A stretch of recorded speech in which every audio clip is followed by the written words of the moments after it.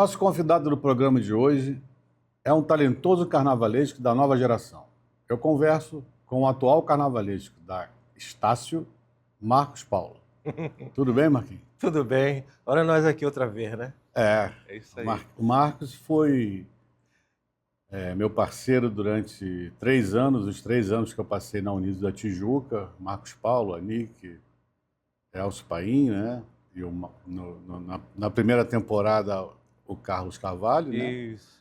E durante 3 anos, nós trocamos muitas ideias e criamos 3 carnavais muito bonitos, né? Chegamos até um vice-campeonato, a 1/10 do campeonato, né?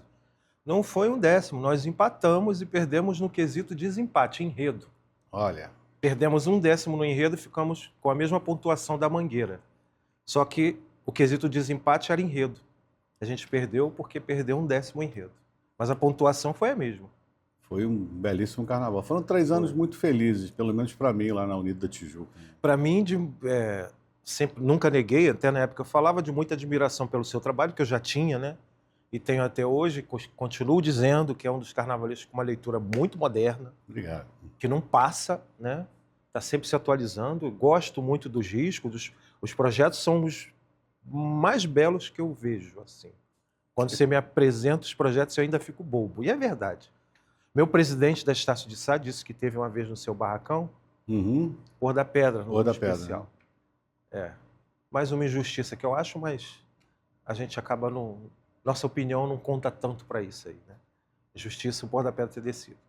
E ele ficou encantado com o seu projeto. Ele chegou, caramba, aquele Mauro Quintais, que projeto! Estou encantado. Eu falei, olha, não conte com um projeto meu parecido com o dele, que cada um tem sua arte. Lógico. O sarrafo é muito alto, né?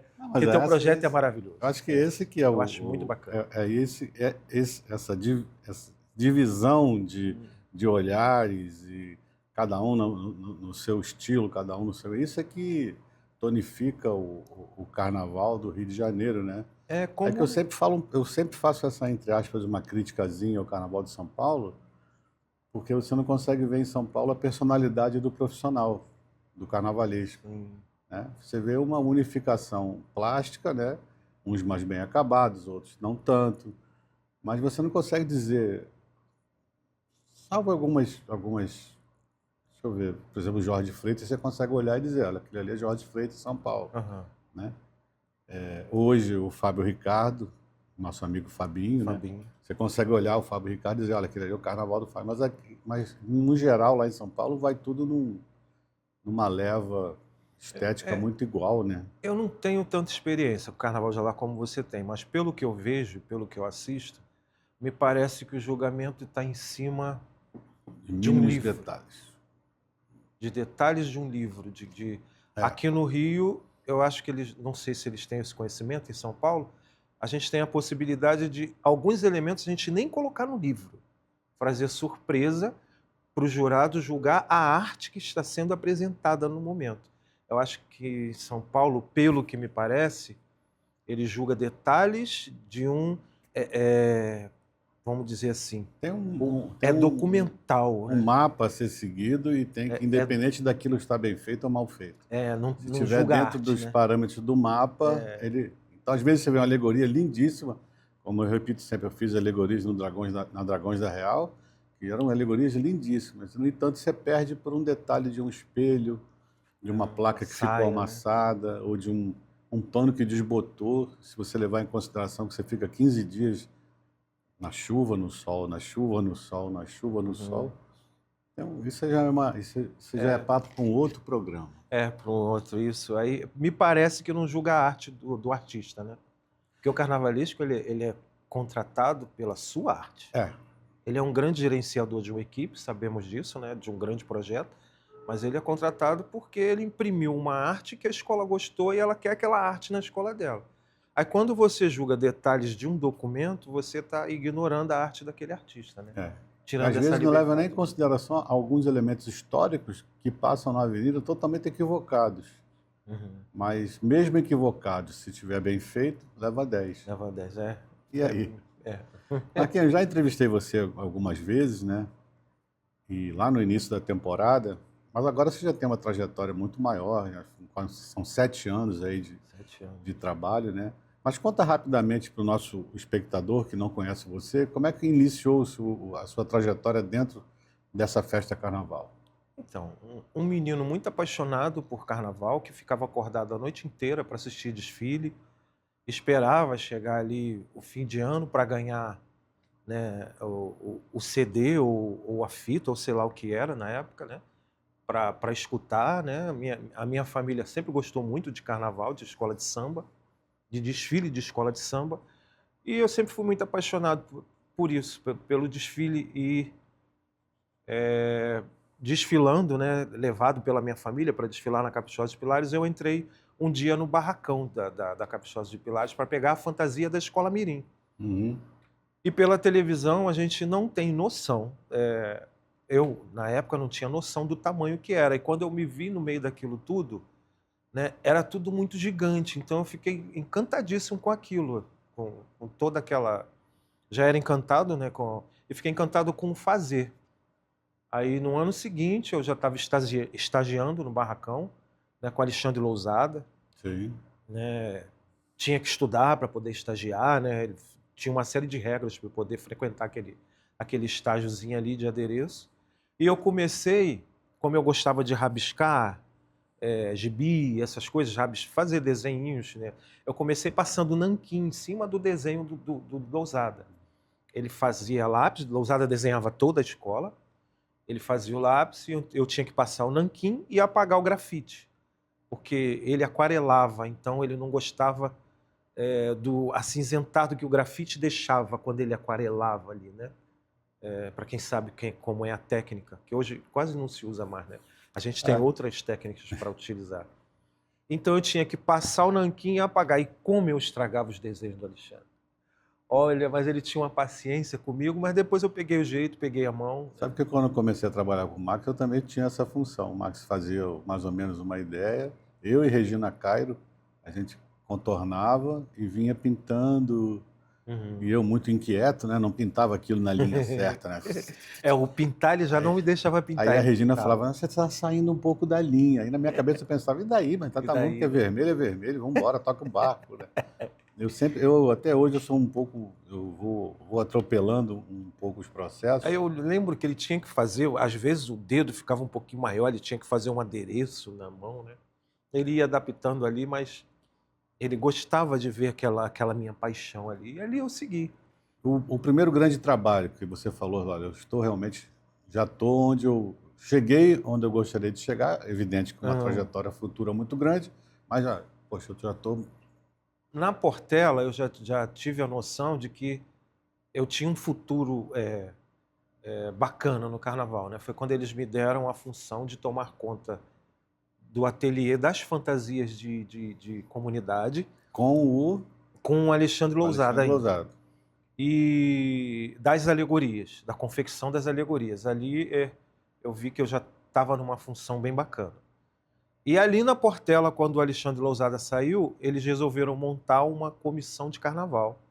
Foi quando eu já contei essa história. Eu já sabia que estava num cargo bacana, almejava ser um artista carnavalesco, que eu sempre vi com muita admiração, mas não me senti seguro naquele momento, não estava preparado. Né, de conhecimento, de experiências, né? Porque eu sempre vi vocês, carnavalescos, e vejo ainda, como uma função de uma responsabilidade enorme. Né? E eu não tinha ainda, naquele momento, o conhecimento para dialogar sobre história da arte, o conhecimento para dialogar sobre a história do meu próprio país ou sobre outras histórias, o conhecimento profundo de folclores ou cultural, mesmo da nossa cultura. Então, eu falei, bom, não vou aceitar isso. Mesmo do próprio carnaval. Mesmo do próprio carnaval. Não tinha. Passei por isso, não. Não tinha.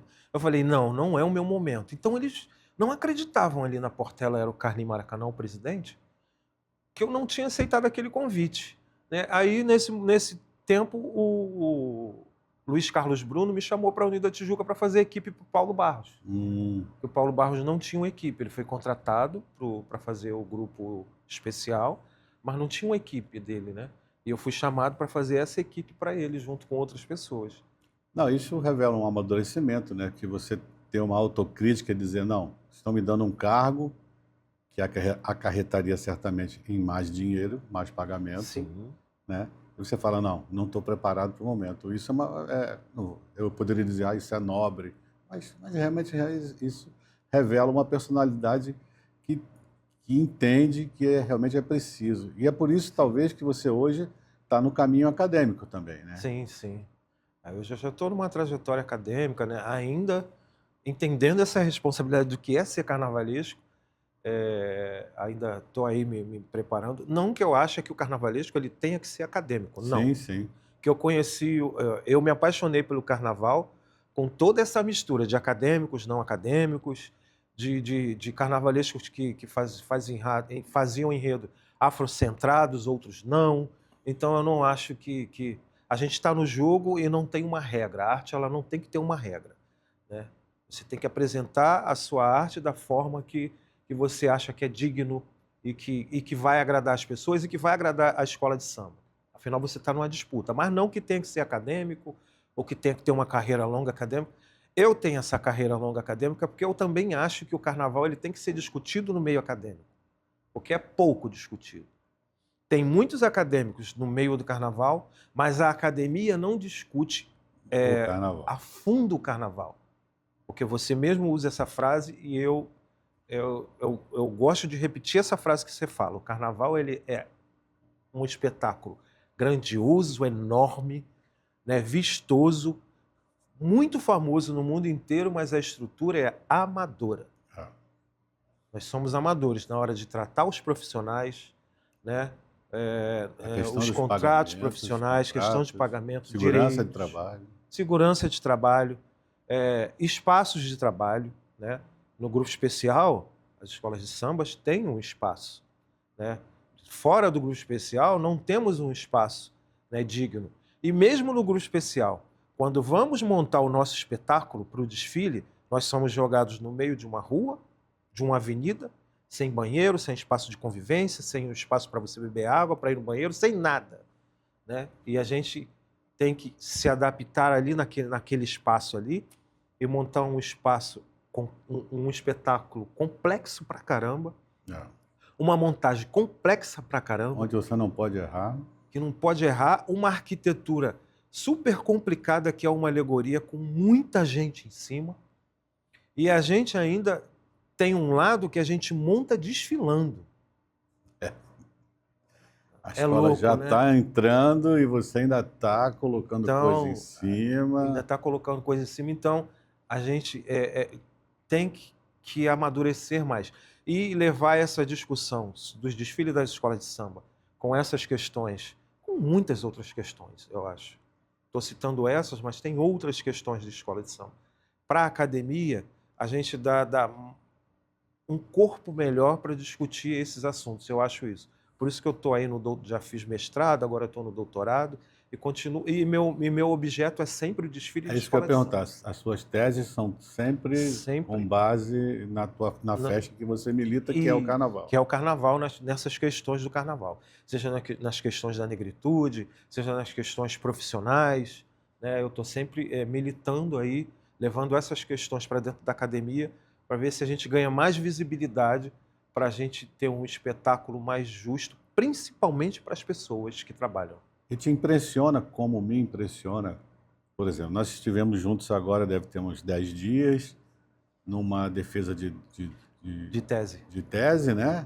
E depois nós saímos dali, sentamos para comer alguma coisa, beber alguma coisa, e tinham várias pessoas da academia sentadas na mesa, né? Sim. E eu comecei a relatar episódios de carnaval, de como que funciona, e me impressiona muito o espanto de pessoas, de cariocas, né, que, como o Aidano Mota fala, que vivem na cidade do carnaval, né, o desconhecimento, né? Uhum. Né? Então, quando eu falo desconhecimento, eu não falo esse desconhecimento da ignorância, é o desconhecimento natural. E aí você fica meio espantado. Nossa, a gente está dentro do núcleo da maior festa popular do mundo e o próprio carioca, lógico que as pessoas têm direito de não gostar, de seguir para outros caminhos, né? Mas falta um conhecimento básico, né? Do beabá, de como é feito, por que é feito, quais são os caminhos que você tem para fazer. Então me causa muito espanto, o espanto que as pessoas têm quando você começa a falar de carnaval. Uma surpresa, né? De como aquilo tudo funciona, como é construído, né? Dessas questões, né? Umas questões que tensionam muito, né? Em outros. Quando eu levo algumas questões, questões essa coisa, eles são muito impressionados por que tem uma única mulher carnavalesca no grupo de Mesmo acesso. assim, na série Ouro, não tem nenhum. E não só carnavalesca, né? Trabalhando em outras. Eles ficam muito impressionados por que isso, por que chega a tanto, né? Eles ficam impressionados com essas questões. Uma questão que eu estou levantando, que me incomoda muito e que eu evito nos meus trabalhos, que é mostrar o negro ainda naquela imagem de subserviência, acorrentado, né? Maltratado. Mesmo quando a gente fala de liberdade, a gente traz um negro mal vestido e com a corrente arrebentada, né? E não era assim, ele não lutou para ser visto dessa forma. Mas a gente no carnaval celebra muito essas imagens, que são as imagens que estão na história da arte hoje, né? Ali por Rugendas, por Debré, né? Foi dessa forma que eles retrataram o povo preto e que é ensinado. Até hoje Nos livros, na história da arte, ou na história da indumentária, o negro é retratado dessa forma. Aí alguns perguntam, mas não tem uma imagem dele diferente? Como que você vai retratar? Eu falo, então, esse é o X da questão, é o meu desafio. Por que você pode pintar um quadro da independência do Brasil com cavalos que não poderiam ter sido usados naquele momento, com uniformes que não poderia ter sido usado naquele momento, para deixar aquele momento bonito, vistoso, né? E por que quando eu vou retratar o preto, todo mundo aceita esse momento, essa imagem, acha lindo? E por que quando eu vou retratar o preto, eu tenho que retratar só com aquela imagem que todo mundo conhece? Naquele estereótipo, naquele padrão que a gente já conhece. Naquele padrão. Por que eu não posso imaginar o meu ancestral como ele se imaginou naquele momento? Né? Altivo, altaneiro, né?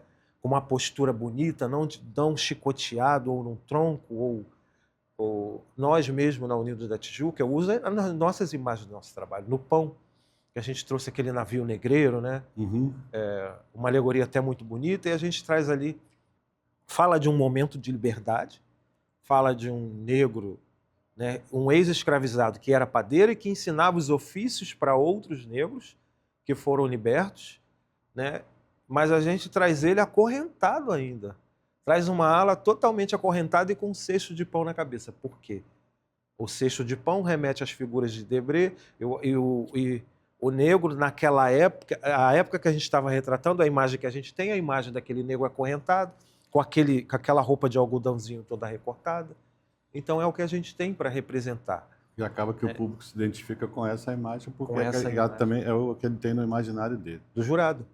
Mas o jurado te dá ponto, né? A gente vai falar um pouco mais dessa relação com o negro, porque a gente vai falar daqui a pouco sobre o seu enredo na Estácio. E vamos para um rápido intervalo e eu volto já com mais um bate-papo aqui no Quintas com Quintais com o carnavalesco da Estácio, Marcos Paulo.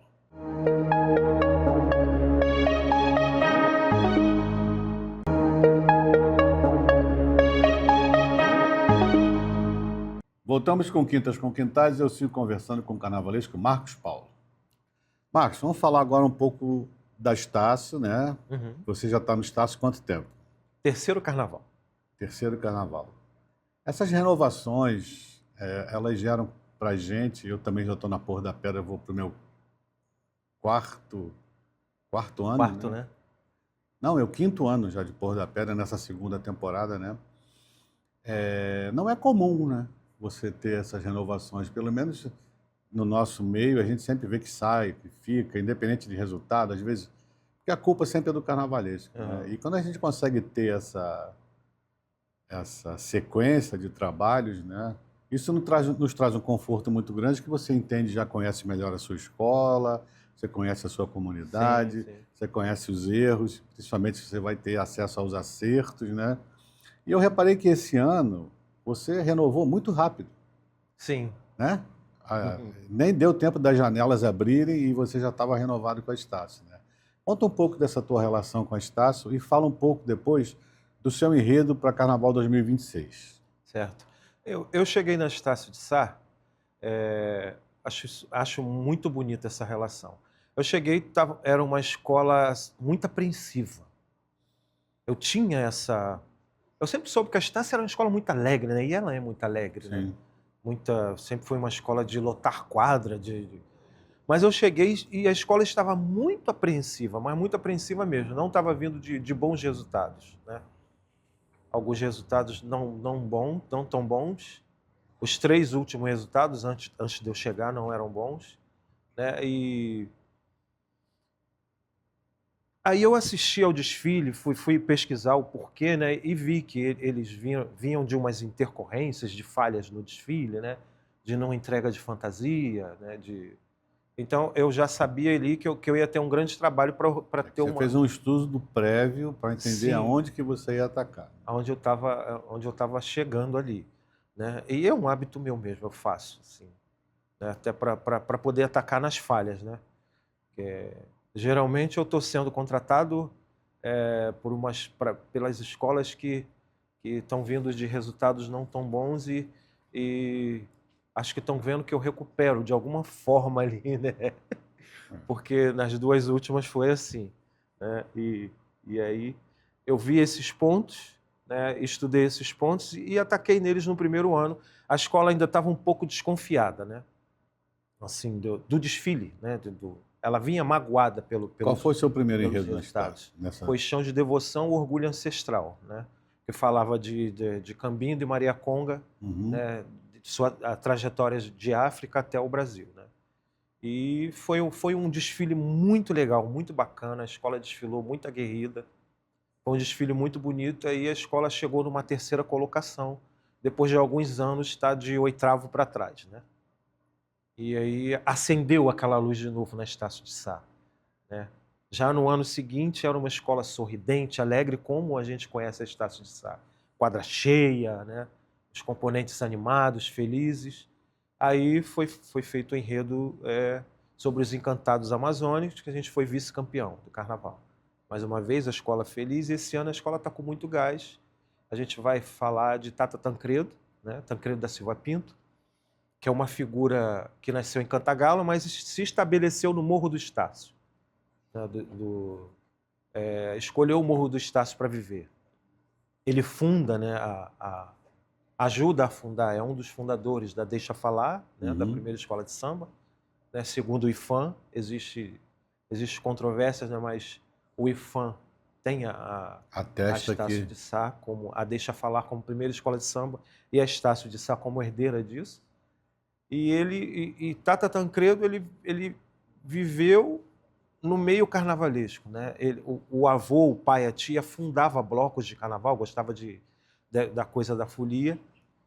Funda a primeira escola de samba, funda a primeira união das escolas de samba, né? Então ele faz essa passagem de blocos para a escola de samba, né? Ele tem essa importância. E depois disso ele passa, quando ele estrutura o carnaval, ajuda a estruturar esse carnaval, ele passa a cuidar da Umbanda, da religião Umbanda, que naquele momento vinha um processo de embranquecimento, que era um projeto de Estado, né? Embranquecer o nosso país. Para chegar agora no século XXI, a gente ser uma população mais clara, né? Com incentivo à imigração da Europa e tudo. Né? Eles entendiam naquela época que tinha que embranquecer o país. Né? Que não foi à frente, e Tata Tancredo lutou contra esse embranquecimento. E principalmente na Umbanda. Ele traz uma Umbanda, o Molucô, né, que é a Umbanda Angola, né, da região de Angola, de Lunda Kioko. Né? Lunda, de um povo que fala Kioko, que é de uma raiz banta. Né? Ele mantém as tradições. Mantém as tradições. Né? Garante que as tradições sejam mantidas. Isso, porque a Umbanda estava embranquecida naquele momento. Né? Ela estava meio esotérica, né? Meio só em cima dos ensinamentos de Allan Kardec, né? E de outras figuras também europeias, né? De outras ramificações europeias, e estava perdendo essa coisa da negritude. Aí ele vem e refunda uma Umbanda com os princípios africanos. Ô Marco, isso reforça aquela questão de que o componente ele gosta de ser bem representado. Então, quando a escola se esforça em colocar uma boa fantasia, né, e o componente chega na avenida, vê uma boa alegoria, ele fala, olha, a escola cumpriu o papel dela, agora é a nossa vez de cumprir o nosso papel.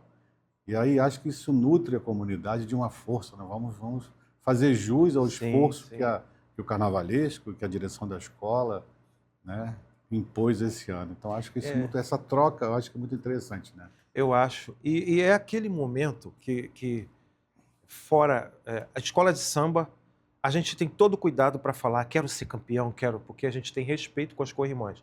Mas a escola de samba ela foi fundada para isso, para superar uma outra. Ela nasceu por uma disputa, né? E a gente está no jogo, tem que ir para a disputa. E o componente ele gosta disso, de se ver na disputa. Mas fora isso, são escolas de comunidades que não são bem vistas durante o ano. Elas são enxergadas pela violência, né? Não pelas qualidades de quem vive ali, né?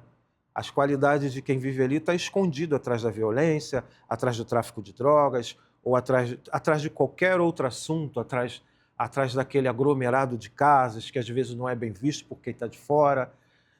E aquele momento ali na Marquês de Sapucaí é quando toda aquela imagem negativa é esquecida e ele é bem visto, ele é exaltado, ele é exaltado por estar fazendo um bom desfile, ele é exaltado por estar desfilando bem. A Estácio de Sá é exaltada por ter criado o desfile de escola de samba, o tal samba de sambar, né? Que foi a turma do Estácio que criou. Então, nesse momento que a gente pensa que eles têm que estar bem vestidos, têm que estar com aquela imagem altiva, sabe? Se sentindo muito bem, se sentindo bem representado, porque é naquele momento que ele está no ápice, que toda aquele véu, né, de discriminação, ou que olhe ele de uma maneira subserviente, ou de uma maneira que ele não quer ser visto, o componente, ou a comunidade não quer ser vista, ela é vista pelo melhor aspecto que tem. Ela é vista Talvez seja a única vez durante o ano que eles são vistos assim, que muitos deles são vistos assim. Muitos deles é o momento, então é o que você falou, aí bate nisso. Eles querem ser vistos bem vestidos, bem representados, que a escola de samba esteja, sabe, linda na avenida, porque naquele momento eles são vistos dessa forma, de uma maneira linda, de uma maneira sublime. Maravilha. Vamos ver umas fotos? Vamos? Foto? É o momento das fotos. Olha só. Esse momento. Conta um pouco dessa nossa trajetória. Que ano foi isso? 2004. Não sei. Foi quando a gente fez o Carnaval da Suíça, né? 2015. 2015. Essa é a primeira temporada do... Eu vou falar um segredo. Do Quintas com Quintais, né? Lá atrás. Olha, eu fui o último entrevistado aí. Eram 5 entrevistados no dia? Sim. 5 entrevistados. As entrevistas renderam porque estava muito bacana. E aí, eu não bebo, tá, gente? Eu bebo muito pouco mesmo. Mas nesse dia, como eu fui o último, eu comecei a beber uma cervejinha ali. É porque na nossa primeira temporada nós tínhamos um buffet, até para inaugurar a temporada, e o pessoal ficava bebendo ali. Olha, mas aí eu fiquei bêbado. O Mauro se aproveitou de mim nessa entrevista. Olha, no bom sentido. No bom sentido. Mas eu fiquei bêbado, foi muito divertido. E a entrevista foi tão divertida que as pessoas adoravam ver. Eu, cheio de vergonha, queria que ninguém visse. Foi a entrevista que mais teve visualização na época. Tá lá no YouTube. Quem quiser assistir essa entrevista com o Marcos Paulo, é só acessar lá o canal do Quintas com Quintais. Foi bem bacana. Meu Deus, Caprichosos de Pilares. Olha só. É um trabalho da Ludmila Aquino, que vai buscar as coisas lá no baú da véia. Caraca! Quando eu saía lá na bateria da Caprichosos de Pilares, esse ano aí o carnavalesco era Luiz Fernando Reis. Não existe pecado do lado de cá, do Túlio Rebouças. Do Túlio Rebouças. Olha, Luiz vai ser entrevistado aqui também. Aí já é eu como carnavalesco, né? Nem lembro qual era a escola, né? Mas é muito emocionado ali, né? O Marquinhos sempre vem muito elegante, né? Eu gosto. Isso a gente estava viajando em algum lugar. Fomos no Haiti. Que é o Haiti, no Carnaval de Flers. Eles têm um carnaval lá, que é o Carnaval de Flers na primavera, e eles queriam criar escolas de samba lá. Aí a gente foi dar uma consultoria para criar a escola de samba. Mas aí o país foi acometido com aquelas tragédias, né? Aí acabou não indo à frente. Não se recuperou ainda, né? Ah, é Carnaval de Flers, isso mesmo. Olha, Elcio Paim, Bruno. Vocês estavam dando uma espécie de uma oficina, na verdade, né? Tem aquele ali americano que estava acompanhando a gente. A gente foi... E ali a gente estava brincando o carnaval deles lá. A gente foi brincar o carnaval. Que lindo aí, ó. Aí é a primeira formação, né? Nossa primeira formação. Da Comissão de Carnaval da Unidos da Tijuca. Com Mauro Quintaz, Nossa Senhora. Mauro Quintaz gordo. E Marcos Paulo gordo, como eu tô agora, né? Olha ali que lindo, nossas comemorações. Fomos uma equipe feliz, né, Mauro? Olha só, eu tô até com uma garrafa de champanhe na mão. Fomos uma equipe feliz ali, né? Bons tempos da Unidos da Tijuca, né? Que potência que era. Que é a Unidos da Tijuca é uma potência, mas a gente ali, o nosso grupo em si era uma potência. Aí nossos troféus, vice-campeão, né? Vice-campeão. Ah lá, vice-campeão. O segundo ano foi muito mais alinhado do que o primeiro ano com a minha chegada, né? Isso é fato, foi. Eu conto isso e falo para você porque é fato, isso é história, né? Foi mesmo. No segundo ano a gente estava mais alinhado, né? Muito lindo. Esse é o encontro. Já quando eu fui fazer carreira solo. Eu estava na Unidos de Bangu, se eu não me engano. Aí são os carnavalescos do grupo de acesso, se eu não me engano. Júnior Pernambucano, nós Bruninho, que hoje está no Jacarezinho, né? Nós fizemos uma confraternização com os carnavalescos ali que estavam fazendo o acesso. Fran Sérgio, Caê. Você estava em São Paulo, né, Mauro? Sim. Fazendo São Paulo. Fiquei 7 anos fazendo São Paulo. Esse aí é um querido da minha vida. Enredo da Imperatriz Leopoldinense. Eu sou figurinista dele há 3 ou 4 anos. Interessante. Eu que faço os figurinos de Ney Mato Grosso. E ele tem uma característica muito, muito peculiar. Nós temos que fazer mulagem, né? Mulagem é quando a gente marca todo o figurino no corpo, alfineta, né?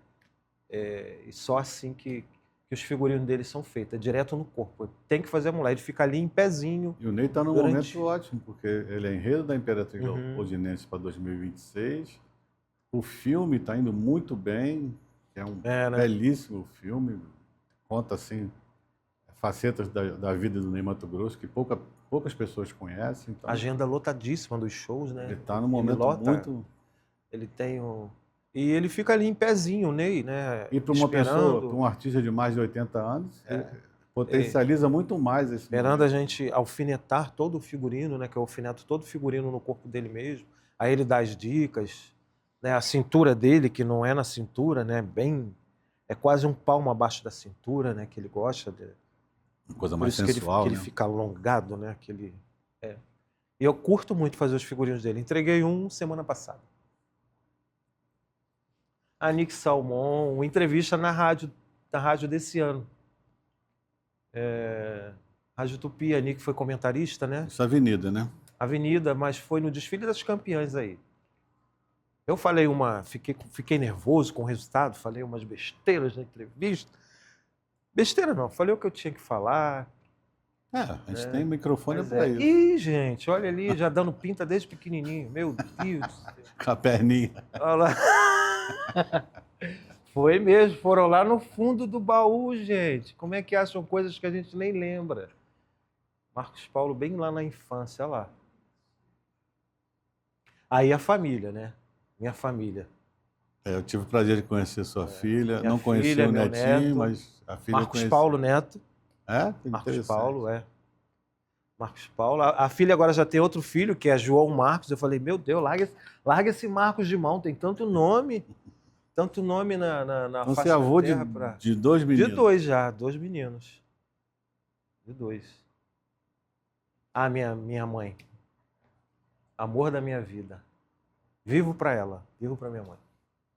Vivo para cuidar da minha mãe, né? Não está passando numa fase boa agora. O momento não é bom para minha mãe de saúde. E a mãe é orgulhosa, né? Tem muito orgulho do meu trabalho, minha mãe. Não está bem no momento dela, né? Mas está tendo muitos problemas de saúde, sendo muito acometida por... A gente está num cuidado extremo com ela, assim. Mas é a razão do meu viver. Evangélica, cuida de mim. Tá assim, certo. Né? Nas orações. Né? Quando eu estou dormindo, eu sei que ela cuida de mim, que eu acordo quando eu vou escovar o dente. Aí tem um brilhinho aqui, é óleo ungido, que ela passa na minha testa quando eu estou dormindo. Tá vendo? É o amor de mãe, né? Amor de mãe, Ah, meu orgulho ali, ó. Melhor escola no ano passado e você foi esse ano. Foi esse ano. Esse ano você tomou de mim.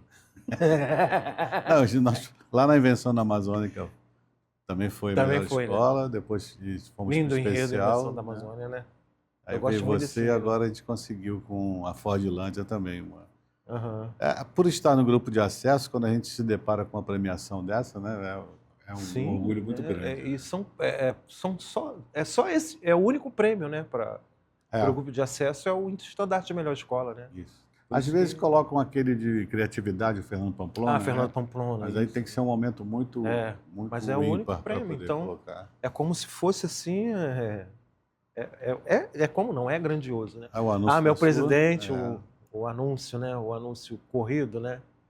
É quando dá aquele alívio, né? Estou empregado. E a Estácio é uma escola que eu estou muito identificada com a Estácio de Sá, eles estão identificados comigo, né? Até o momento, tá sendo assim, né? E então eles sempre procuram correr e renovar comigo logo para não dar brecha, né? E aí eu também me sinto seguro que eu também não tenho aquela coisa, né, de ficar esperando para ver se vai ter algum outro contrato em algum outro lugar, porque por enquanto eu estou satisfeito ali, estou satisfeito do trabalho que está sendo, da reconstrução da escola, sabe? E sempre aceito de pronto, né? A gente chega num acordo e estou muito bem ali na Estácio. A gente tem que ser maleável, porque a gente entende, né? O carnavalesco não pode se limitar só ao olhar artístico de uma escola. Ele também tem que abrir os horizontes para ele entender o momento financeiro, né? As dificuldades de gestões anteriores, que às vezes vão arrastando para as atuais gestões. Então, acho que quando você tem um alinhamento com o presidente, que eu falo isso porque é assim que funciona comigo lá na Porra da Pedra também. Porra da Pedra. Né? O meu presidente é muito transparente. Olha, eu estou indo por aqui, eu estou conseguindo aqui, acabou, vamos diminuir um pouco aqui, porque se você não trabalha alinhado com a direção, você vai se frustrando, né? Eu fiz um projeto X, poxa, mas não vai sair. Eu fiz uma fantasia X, mas não vai sair. Isso acaba minando a sua criatividade, né? E o seu dia a dia também. Aliás, você fala do Porra da Pedra, dessa tua trajetória do Porra da Pedra, que você... É um relato meu, né? Que todo artista, ele quer ser associado a uma escola de samba. Ele tem esse sonho, né? De não ficar no vácuo, não ficar no limo, né? De ficar trocando e o trabalho ele não tatua, você não consegue imprimir uma identidade, né? Minimamente eu estou conseguindo isso com a Estácio de Sá nesse meu terceiro trabalho, né? É uma escola que eu estou identificado. Como a Rosa conseguiu com a Imperatriz, né? Renato com a Mocidade. Renato com a Mocidade. E você conseguiu isso com o Porra da Pedra, né? Foram grandes carnavais, grandes momentos que você teve em Porra da Pedra, lá atrás e agora, né? Com a Invenção da Amazônia, que, assim, quando fala de Porra da Pedra, você não cola ela em nenhum outro profissional que passou. Não porque eles não foram bons, né? Mas porque o teu trabalho ele foi de uma primazia, foi de um momento da escola tão bacana, né? Aí você retorna e é campeão, né? E reforça isso. Então você com o Porra da Pedra tem essa identidade que nós carnavalescos buscamos e que eu estou buscando ainda, né? E é muito bom que você retorne contra a mesma comunidade, só um pouco mais velho. É isso que eu estou buscando na Estácio de Sá, né? E com esse enredo que a gente... vamos falar que... É bom a gente lembrar que nós fomos os primeiros a lançar essa homenagem à Tata Tancredo, né? A Tancredo da Silva Pinto. E agora a gente vê aí uma série de enredos também de homenagens, né? Mas o que eu digo do enredo da Estácio de Sá é que a gente No Salgueiro a gente tem a homenagem à professora Rosa, né, que trabalhou no Carnaval. E aí na Tijuca a gente tem uma escritora preta, né? Mestre Cissa na Viradouro, Ney Matogrosso. Cissa na Viradouro, que é do Carnaval, Ney Matogrosso, que é um cantor. Rita Lee. Rita Lee. E o enredo da Estácio de Sá, Tata Tancredo, ele tem todas essas nuances, porque Tata Tancredo, ele é do Carnaval, é metalinguístico, né? Ele estruturou o Carnaval, ajudou a estruturar essa festa, Carnaval de escola de samba, compositor, cantor, né? Escritor e de raiz afro-brasileira. Então, a gente tem em um único personagem, né, várias nuances que estão tendo em outras escolas, né? Isso é muito bonito desse nosso enredo da Estácio de Sá. E com certeza vai ser um grande sucesso. Ah, espero. Torcemos por isso, né? Que a gente tem que acertar tem todo que ano, acertar. né? E tem ano que a gente acerta mais, acerta menos, né? Mas espero acertar mais. Marco, então, acho que em meu nome, em nome da TV Alerj, de toda a direção da casa, quero agradecer muito a sua vinda, a sua entrevista, o seu relato. Transmito o nosso abraço a toda a direção da Estácio, presidente, comunidade. Pede para todo mundo assistir, porque é importante que essas entrevistas sejam divulgadas, né, e replicadas, porque faz parte do nosso projeto aqui, que é levar o Carnaval para quem não tem acesso à grande festa. Mas aqui no Quintas com Quintais, a gente tem sempre uma pergunta que fecha a nossa trajetória de perguntas e entrevistas. O que o Marcos Paulo de hoje diria para aquele Marcos Paulo menino lá atrás? O que o Marcos Paulo diria? Era um menino tão sonhador, né, que olhava, assistia pela televisão com referência ao Carnaval, né? Era tão apaixonado com aquilo e continua sendo. Deixa eu dar uma explicação primeiro. O Carnaval, a gente tem muitas tensões para a gente que faz o Carnaval.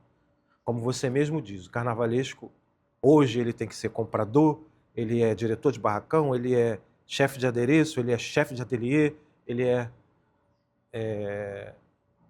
confidente, ele é tudo. Tem um glamour em torno dessa função, que quando você abre a porta do barracão, esse glamour ele vai por água abaixo, né? Essa cortina de glamour cai e você tem que arregaçar as mangas para tocar esse trabalho. Então, é um trabalho muito difícil, né? Muito difícil mesmo.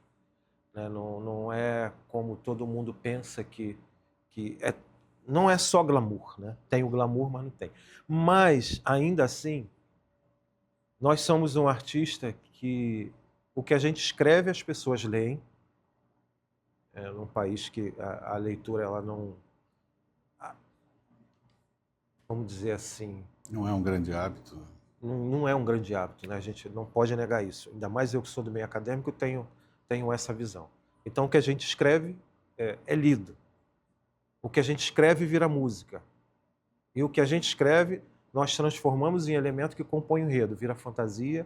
E a gente ainda tem, em alguns momentos, o poder de determinar como aquele indivíduo vai se movimentar ou se apresentar. Então, em nenhum outro campo da arte você tem tantas nuances da arte como tem assim. Então, mesmo com toda a dificuldade que é fazer um carnaval no grupo de acesso do Rio de Janeiro, eu ainda diria para aquele menino, continue sonhando que o seu futuro está no carnaval, né? Está em fazer desfile de escola de samba, né? Continue sonhando que você vai chegar lá e vai continuar trabalhando nesse sonho, né? Então, eu diria isso para esse menino, mesmo com todos os problemas que a gente enfrenta. Vai fazer história. Esse foi o Quintas com Quintais, e se você quiser rever esse programa, acesse as nossas redes sociais. Até semana que vem, aqui na TV Alerj, o canal do povo.